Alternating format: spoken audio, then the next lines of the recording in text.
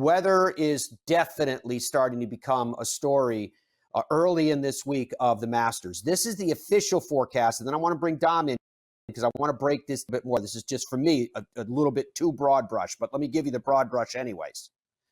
Thursday, mostly cloudy with a 90% chance of showers and thunderstorms. 90%. Windy. Rainfall forecast between 1 and 1.5 inches.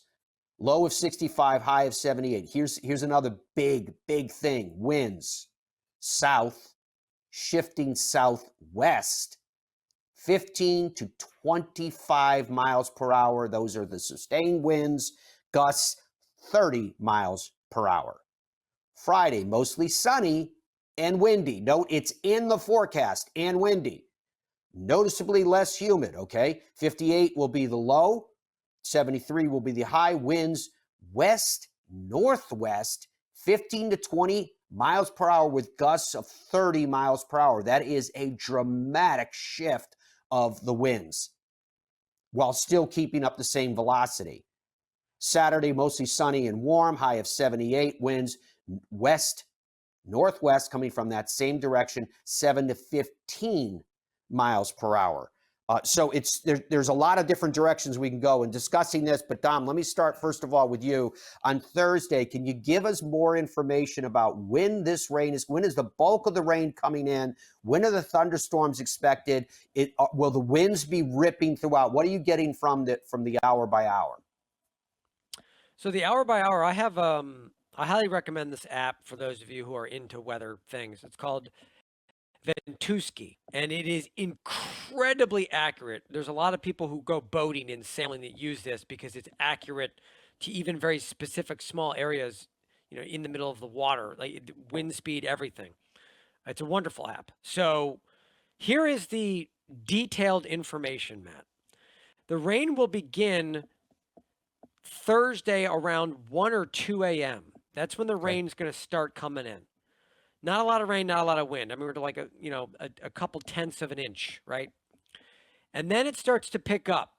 3 a.m., 4 a.m. You're talking about 0.16 inches of rain falling just at 3 a.m. 0.1 at 4 a.m. 0.05 at 5 a.m. Now it gets heavy. Around 6 a.m. is when it gets very heavy.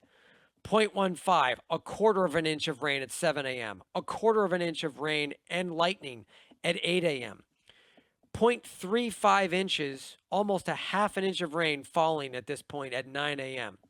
And this whole stretch I'm talking to you guys about, 6 to 9, 6 to 10 a.m., winds are sustained at 15, gusts over 30 during this whole window, okay? The rain is going to start to taper off around 11 a.m. 0.02, 0.03 inches falling, still a little bit of rain. There's a 100% chance of rain at this time. It will be raining, just not heavy. But also, Dom, keep noting the lightning because that's really important. The last time you mentioned lightning was at 8 a.m. So according to this forecast, the lightning between 7 and 9 a.m. That's when the rain will be falling the absolute heaviest with the potential for actual physical lightning. Now, obviously, Thursday is days away at this point, so it's possible this could shift slightly, but that is what it's looking at right now. That's what it's looking like. Now, the winds are an issue. This whole stretch I'm talking to you about, you're talking about 2, 3 in the morning all the way up until about noon, we are looking at rain falling and wind gusts over 30. That whole range. Now, around 12-ish, the rain will start to potentially taper off, and we could be looking at space here, gaps where there's no rain at all. 1 o'clock, 2 o'clock, 30, 40, 50% chance of rain, depending on what you look at.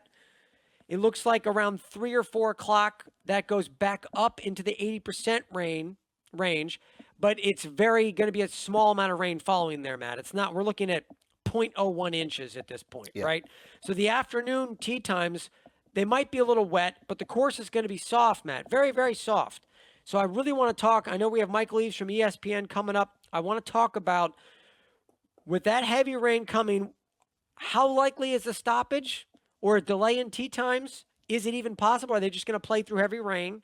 Additionally, what is that going to do to the guys playing in the morning block and the afternoon block? How does that affect how things are going to unfold, because I think it's going to have a huge effect on how things are going to unfold. But another issue is the wind, and it is a issue.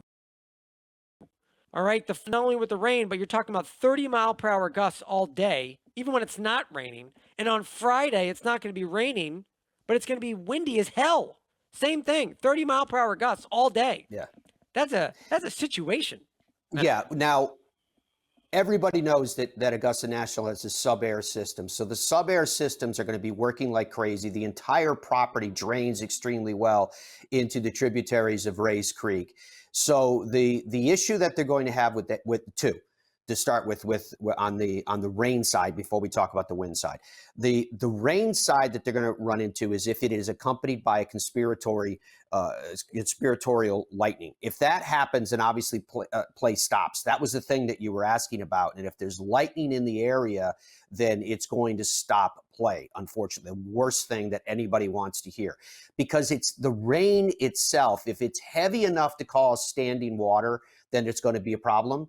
But the drainage there is so good that, and again, the amounts that you're talking about, I think there would be temporary, in my opinion, as an old course guy, I think there would be temporary halts in play because of how heavy it's going to come down, that it's going to cause some standing water before the topsoil can absorb it and it gets down into the system that will pull it through the green complex and then whisk it away down the hills. The lightning is going to be an issue. When all of this is joined by those winds and wind gusts, it's going to make it really interesting for the players. And you heard me mention when we were looking at Andrew official forecast that we got this morning, again, for those that are with us on the TV side, which, by the way, Dom, you got a message already this morning.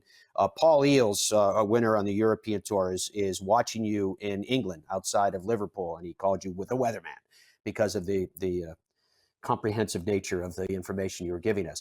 But what's interesting about the winds is you've got winds coming from two different directions over the course of 2 days. That's the reason why on Friday the temperature drops so dramatically, particularly on the low end, because that wind is coming more from the direction of Chicago and the other wind is coming more from the direction of Louisiana, if you please, New Orleans. And so that's going to have an impact on the players in terms of how they adjust. It always has an impact on a player in terms of how they get used to the golf course. Now, the early players that, if they are able to play through the rain, if we don't have standing water, are going to have they're all long enough, they're going to have the advantage of shooting at very, very soft greens.